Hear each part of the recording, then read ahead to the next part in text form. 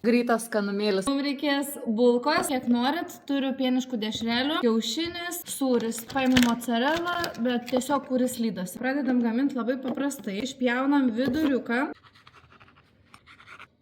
Šitą dalį mes neišmetam, ją naudosim vėliau. Sekantis mūsų darbas susipjausti dešreles.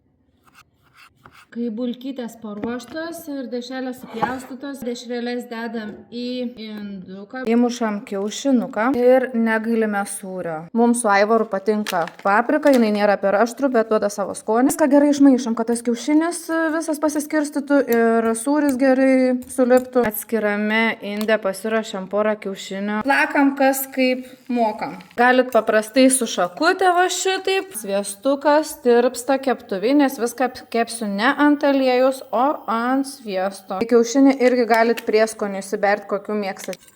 Pradedam sluoksniuoti šitą bulkos dalį iš abiejų pusių. Dedam į sviestuką. Iš karto rodau, kad va šitą masę su dešrelė ir sūriu dedam va čia į viduriuką. Pripildom ją pilną. Ir ant viršaus šitą bulkos dalį. Mirkom kiaušinio plakiniai. Va.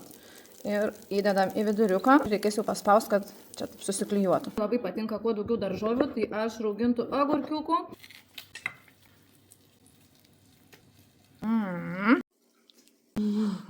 Greitas skanumėlis.